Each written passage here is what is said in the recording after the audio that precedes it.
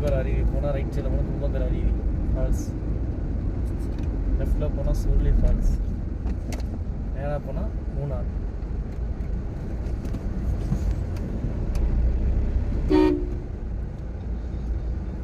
Bypass road தான், Dindigul Theni bypass.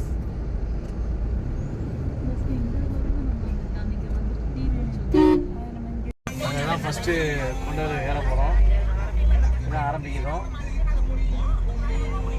கொடிமேடு heels.